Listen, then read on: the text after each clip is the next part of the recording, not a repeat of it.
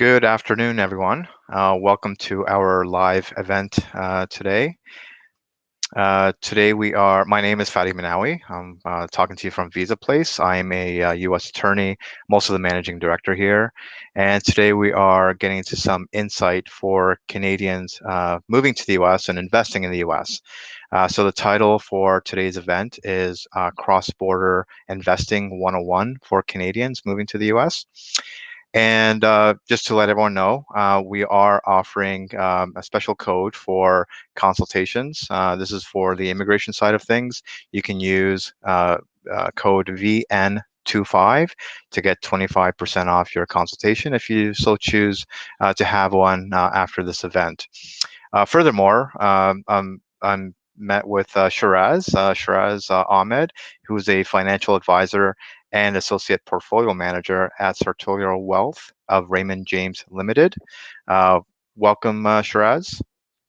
Thank you, Fadi. Appreciate it. Happy to Yeah, be here. thanks for joining us. And you can tell us a little bit about yourself. But before you do, I understand that you are going to be generous and offer some complimentary consultations for anyone that needs it. Those are for Canadians going to the U.S. Is that correct? Absolutely. We'd be happy to help. And again, do it on a complimentary basis. So, a little bit about myself. I'm actually one of a handful of people in North America that are considered a cross border licensed wealth manager. I'm actually fully licensed to practice in both Canada and the United States, in that I carry a full IROC portfolio manager designation in Canada. And I also have a full FINRA registration in the United States. So, unlike most other institutions, I'm fairly agnostic as to where a person ends up being. And one of the things that we'll get into a little bit later is securities laws in both Canada and the United States are actually, funny enough, residency based, not citizenship. So it doesn't matter what country it says on your passport, it's where you physically that dictates what you can and can't do.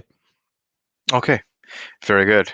Thanks for that, and should certainly be an interesting topic to go over. I know we don't do that on our end as a immigration law firm, but we do get many questions, and there's a lot of overlap, I would say, in terms of the services that can be provided. So as mentioned, we are a law firm. We do help out many Canadians going to the U.S. Although we do help out, of course, people internationally, coming to Canada as well as going to the U.S. I think today's focus will just be on Canadians going to the U.S. And just so you know, Shiraz and everyone else can as well, is that many times there are Canadians going down to the U.S.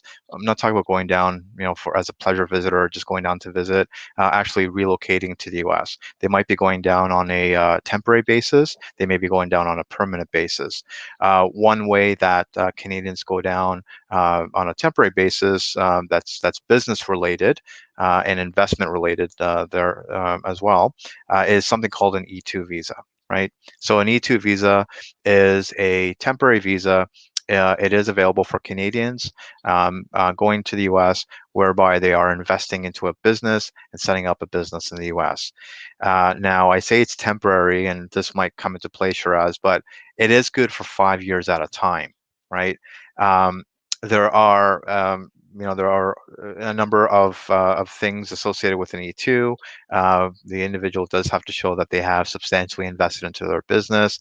They have to show that the investment is at risk and that the business itself is not marginal. I do have other videos out there speaking a lot more in depth on the E2, but that's not what today's session is about. But I will mention there are other visa types as well, such as a TN. TN actually stands for Trade NAFTA, although NAFTA has been replaced by the USMCA. It still maintains the same acronym, and this is when a individual has a Canadian or a Mexican national, technically, has a job offer in the U.S. that falls under one of the TN occupations, and the individual is going down on a temporary basis. The TN is offered for up to 3 years at a time, and it is renewable thereafter. Um, there are other visa types as well, of course. So if a Canadian has an existing business or is working for an existing business in Canada, and that individual is being transferred to the U.S., temporarily, there is something else called an L1, and it's called an intercompany transfer. But these are the types of visas that we see on a temporary basis, and there are others, of course. There are also those that are permanent based, right? So we get people that are moving to the U.S. because of maybe a family sponsorship. Perhaps there's an employer that has permanently move the employee to the US, or there might be an investment-based permanent option as well, such as an EB-5. So those are all the different sort of types of visas that we deal with, and more than that. But those are the most common, I would say, that we see. So what I wanted to do was ask you, Shiraz, because typically when we are dealing with clients, outside of the immigration realm, we are asked questions that are tax related, and other questions that are, investment related. So I know we are not touching really on the tax stuff today, although they might gloss over it. But on the latter part of it, there are some common questions that do come up, and maybe you can shed some light on those. That's the hopes for today. Sounds good. Absolutely. Yeah, All right. definitely. I'm happy to do that. Okay, very good. Thank you, Shiraz. So in terms of when an individual is moving to the US, um, how does an individual properly sever their ties to Canada? Um, when they are up and going to the US. Again, it could be on a temporary basis, could be on a permanent basis. Great question. And again, as I was sort of alluding to at the beginning, Canada and the United States have a really strong relationship, and there's lots of treaties that are in place. So a lot of these are actually designed to minimize dual taxation. So I'm not a CPA, so I'm not going to give anybody any tax advice. And if you have Right. questions about that, I would encourage you to seek out a qualified cross-border CPA. But really high level, Canada and the CRA specifically have a couple tests that you need to do to determine whether or not you've actually severed yourself as a resident of Canada. It could be something as simple as surrendering your OHIP or significant property ties. There's what they call primary and secondary factors that they would look at. And this is usually come part and parcel when you're filing your form NR73 when you're leaving the country. And then once you've done that effectively, Canada's a little bit easier than, let's say, the United States, for example, when it comes to dealing with Canadians who are considered non-residents. So you really just want to make sure that you've adequately severed yourself from Canada from that standpoint. You don't have any what they would call a substantial tie. Again, not really my wheelhouse to advise people on how to do that, but Right. if you're ever concerned, this is where having a qualified cross-border CPA would come in handy. Okay, very good. And if somebody does have other questions relating to that, and they've reached out to you for a consultation, do you have some CPAs that you can recommend? Not right now, but if it ever comes Absolutely. up. Yeah, Okay. we work with tons. So Okay. I'd be more than happy to point somebody in the right direction. It's just a question of getting the person who has that kind of similar dual capability to be able to give you guidance, frankly, in both Canada and the United States. Right. Okay. Very good. And for those that have in Canada TFSA accounts, it could be an RESP account, RRSP account. What should they be doing with those? So again, another great question. And this kind of goes back to your conversation earlier about, is this a temporary change or relocation, or Right. is this a semi-permanent, or is this a permanent relocation? So TFSAs and RESPs are the trickier ones. Is effectively in Canada, they're considered to be a tax either exempt or tax deferred vehicle. So you get a lot of benefits as a Canadian for having a tax-free savings account and an RESP. However, the United States does not recognize these investment accounts as tax deferred vehicles. So unfortunately, a lot of the benefit that you get in one country, you basically lose in the United States. So the general guidance that we give people in this scenario is typically ill-advised to keep one of these accounts if you don't live in Canada anymore, or if you're considered a US person for tax purposes. So Right. remember, it's not that you can't have it. So there's a distinction between those. You're legally entitled to keep it. There's just the nuances that go along with it, and sort of what we would say is the juice usually isn't worth the squeeze for Mhm. keeping it. So I think it's a form 3520 or 3520-A that typically needs to be filed alongside of your annualized return in the United States. And basically, the pros that you got in Canada, you basically lose in the United States. So those are the TFSA and our ESP. The RRSP, on the other hand, is considered a retirement account in Canada. And based off of the federal treaty in the United States, you're actually allowed to keep it. So it can be Mhm. it can be kept intact. But I will put a star beside that statement is that we can get into a little bit. There's 13 states in the US that actually don't follow the federal treaty. And so on a state level, they pretend that's a taxable account, and that could be a bit of a challenge. Okay, very good. It's I'm happy we're talking about this because sometimes I personally get the questions as an attorney. Um, what is that? What do I need to be doing? For this arena or this arena based on a visa type, or it could be tax related.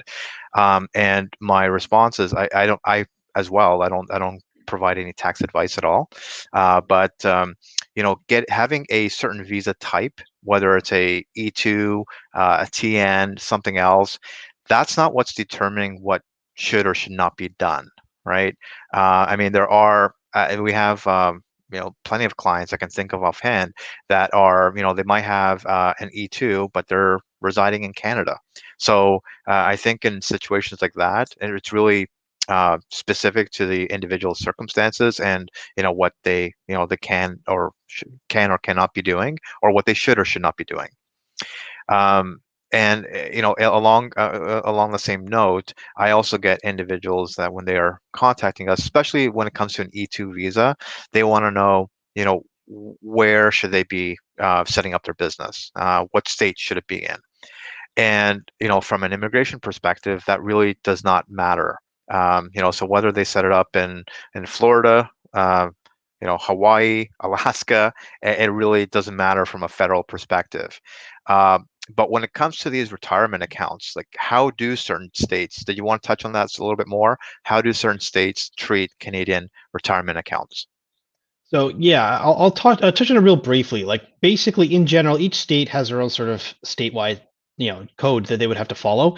And of course, depending on which state you go to, that'll have a different impact potentially from a taxation standpoint. Some of them, for example, may or may not differentiate between short-term versus long-term capital gains at the state level, versus other ones may. So what you want to just be mindful of is that there's basically 13 states that don't follow the federal treaty. So that's Alabama, Arkansas, California, Connecticut, Hawaii, Kansas, Kentucky, Maryland, Mississippi, Montana, New Jersey, North Dakota, and Pennsylvania.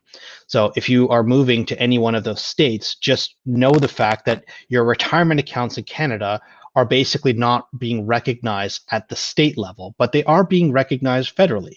So basically, you wouldn't have to pay potentially federal taxes on your retirement accounts if you move to one of those states, but on the state level, you may.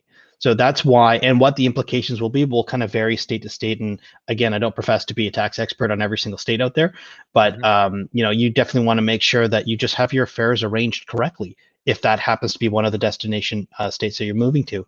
So that way, maybe it means that you change your investment strategy a little bit so that you minimize potential income being generated or whatnot.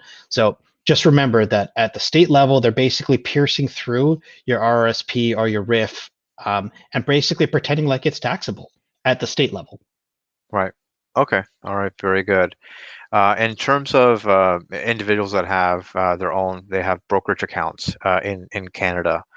Should they be doing anything with those when they are moving to the U.S.? Another great question. So, the best way that I've been able to kind of explain cross-border wealth management to most people is just with a simple analogy. So, imagine that your retirement accounts in both Canada and/or the United States, those are like a cement pole. They're kind of a permanent fixture in the ground in the country in which you earn them. You were legally resident at the time. You're entitled to keep it. You just need to be with a financial institution and a financial advisor that's licensed where you are.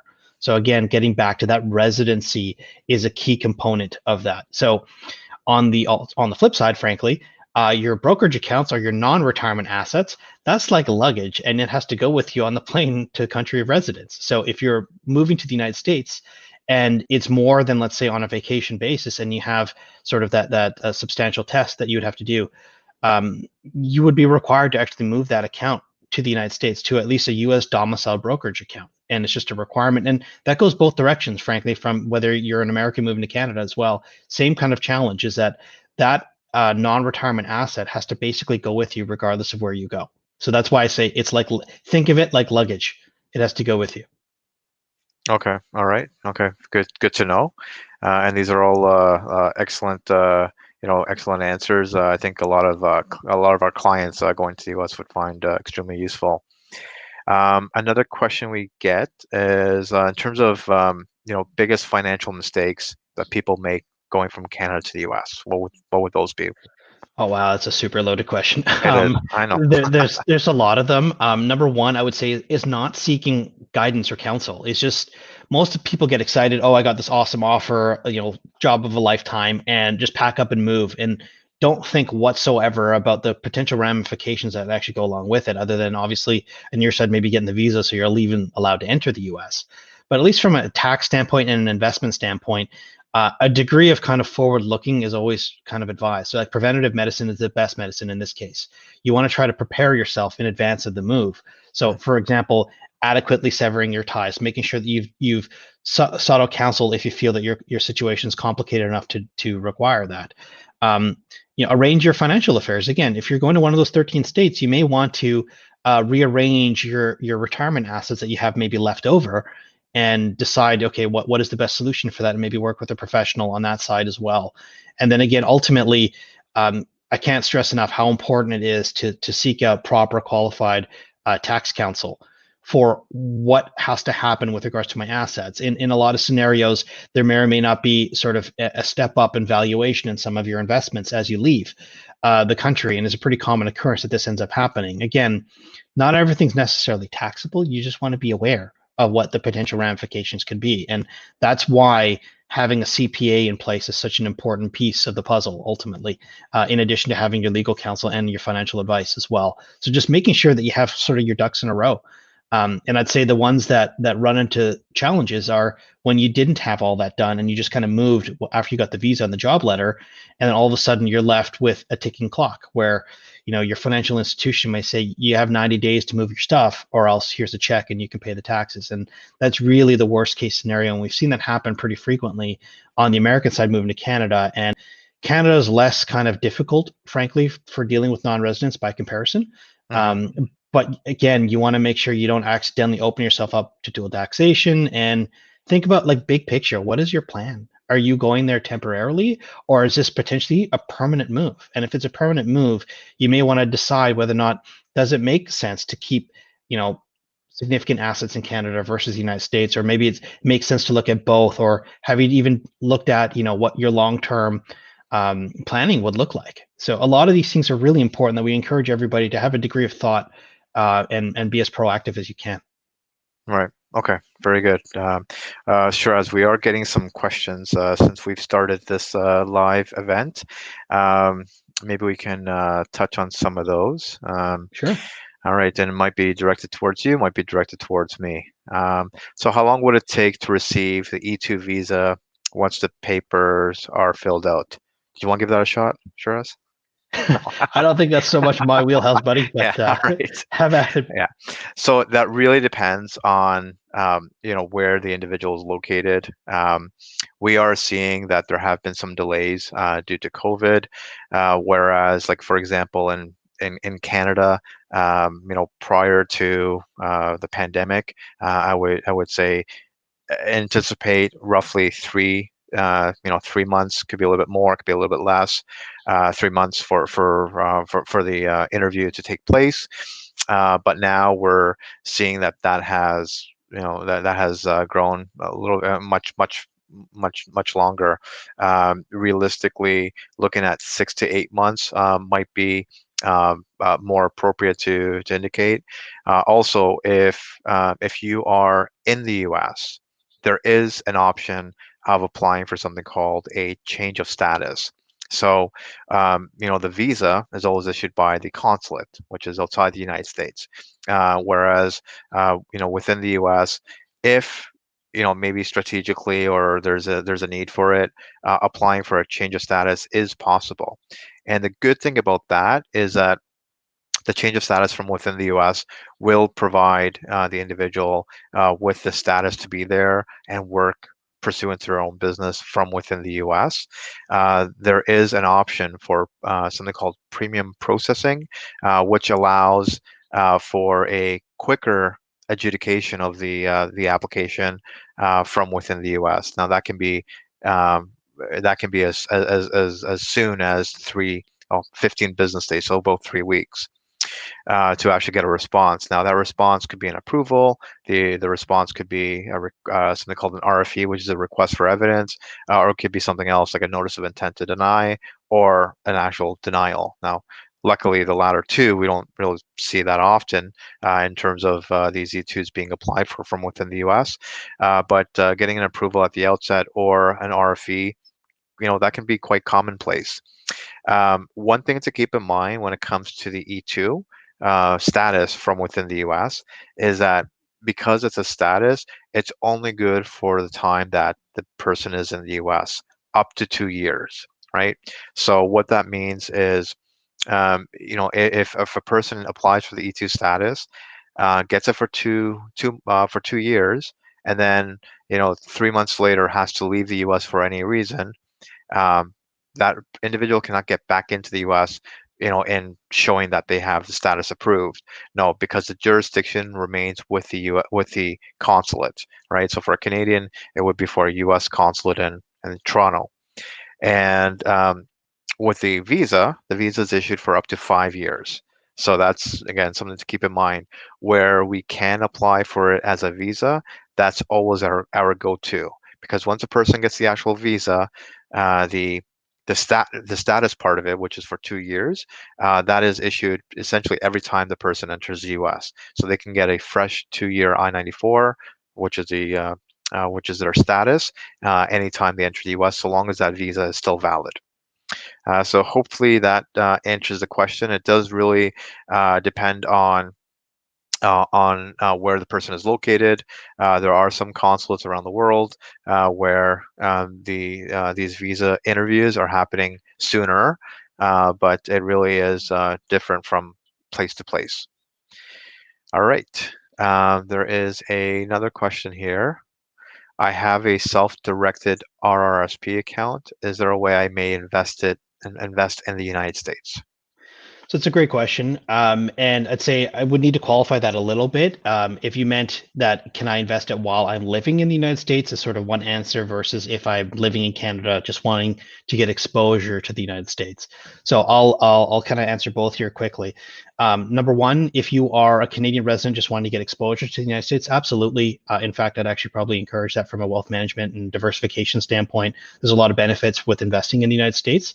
And especially with the fact that the RSP is one of the few accounts that you may want to actually hold foreign dividend paying securities. Just from a tax standpoint, it's usually favorable to do that. That's just if on that one scenario. Now, the alternative is if you have a self-directed RSP and you have physically moved to the United States. Well, that's a bit more of a loaded question, just because number one, the fact that self-directed is positive because that is following with compliance with the SEC requirements that an account from outside of the United States needs to be self-directed. That's point number one. Now, in addition to that, what types of investments that you have, depending on which state, that may have, like I mentioned earlier, some impact. Whether they're generating income, whether or not that's considered taxable or not. Again, something you want to be aware of or mindful. And then, of course, the last real major piece is whether your institution is legally allowed to work with you or not. And that's going to be really dependent on, number one, whether or not that institution is registered in the state that you have gone to, and whether or not that advisor, if you have one, is registered in that state. I've seen scenarios where individuals have been, let's say, with a discount brokerage, who will refuse to take instructions from a non-resident. It's unfortunately a common occurrence. This does happen. It really ultimately depends. And some people ask, like, why can I do it and other people can't? The main reason being is that Raymond James is a U.S. domiciled entity. Like our parent company is headquartered out of St. Petersburg, Florida. And while the Canadian division is a wholly owned subsidiary, the unique part about this is that our Canadian division is the only one that actually has that cross-border capability. So that allows me to carry a registration in both Canada and the United States. So again, going back to the residency, the institution and the advisor in this scenario needs to be registered where you are. If you're doing a self-directed account and it's, let's say, a discount brokerage, I'd say it's frankly a maybe. Whether or not they'll allow you to continue to, whether they can accept orders from you if you don't live there anymore.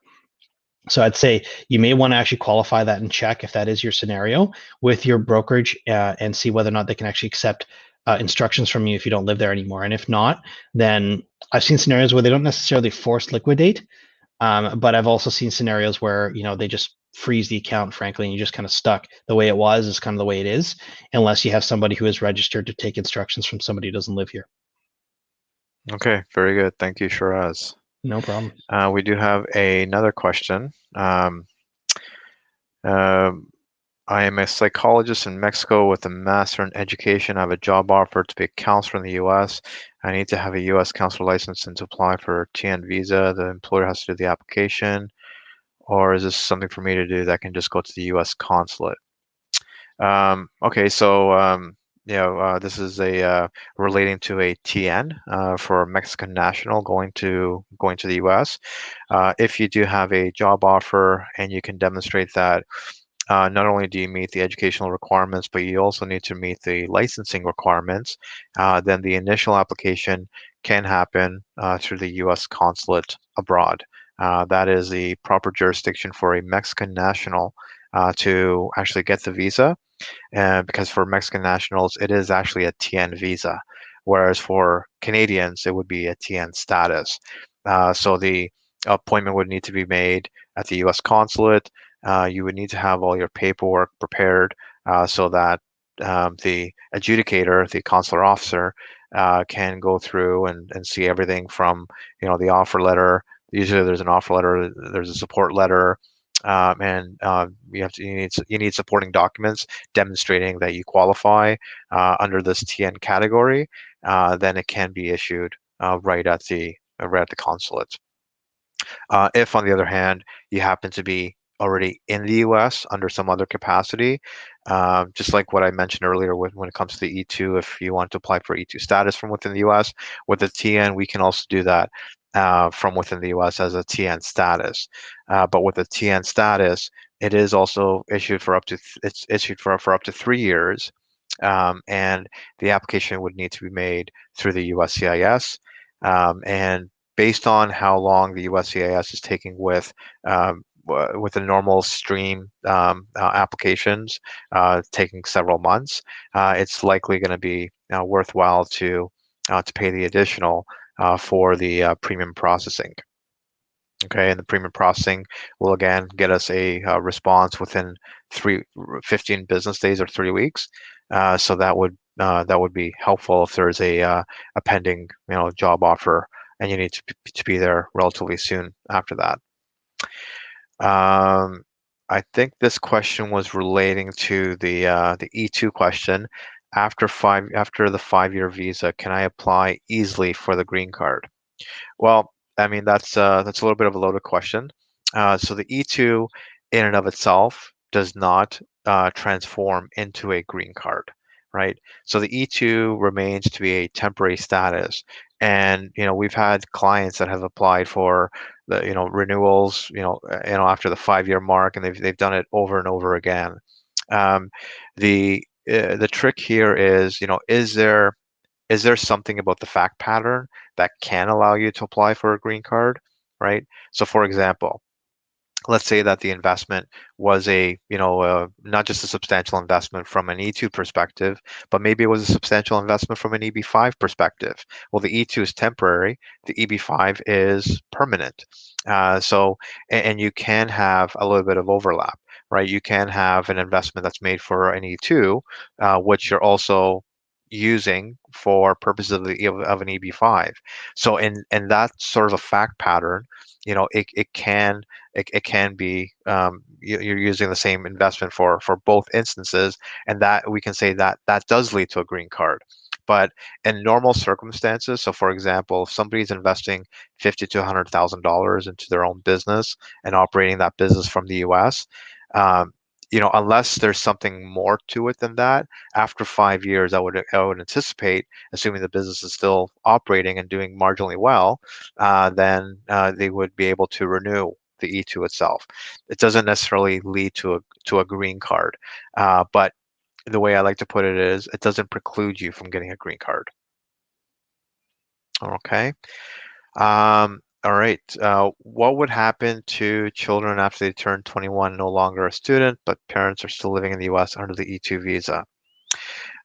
For that type of question, yes, it's for dependents of an E2 visa principal holder, children can only be under that dependent status until they turn 21.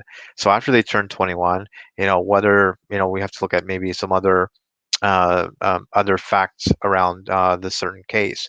Is a person going to school? Is the child going to school? Can the child qualify for a student visa independently? Maybe the child's going to be involved with the business. If they're going to be involved with the business, for example, they might be able to qualify as a principal applicant, maybe as an employee under the E2. So it really depends on the circumstances, but you have that part right, that the E2 dependent status does end at the age of 21. So even if the person gets a visa and it was issued at the age of 20, regardless of what the visa itself states, at the age of 21, that person no longer has a visa. So there has to be hopefully there's another way to keep the person in the US if that's what the objective is. I think looks like that's the majority of the questions so far. If there are any questions, by the way, please do bring it up. And just as a reminder, if you did want to have more of a one-on-one sort of a consultation, you can feel free to reach out to our office. From the immigration side of things, you can use the code VN25 to receive 25% off a consultation fee. And when it comes to our consultation fees, they are usually applied towards the engagement itself. If you are engaging our services, retaining our services, and that's done within a week period, within a week of the consultation. I think that might be it, Shiraz. Might not be any other questions that's relevant at this time. Fair enough. Well, But hey, listen, that I was appreciate it. I think it yeah, was hopefully a value for people. I know it's complicated, and I know that cross border tends to like kind of go over most people's heads, right? So it's a subject that I think is really important, and especially if you're in the scenario where you are either planning on moving or you are moving, and a newer scenario that's happening pretty frequently is inheriting. And that's one I think we're going to see a lot more over the next little while, that you're inheriting assets in either country, and we're seeing it in my practice quite a bit. So I right. think there's a lot of stuff that I think can come as a net result of this. Okay, well, it was a pleasure having you on today, Shiraz, and looking forward in the future, maybe we can do more of these because we certainly do get these questions that do come up, and as rules change, and it might be a good idea to keep everyone up to speed, and yeah, I'd love to do this again, hopefully.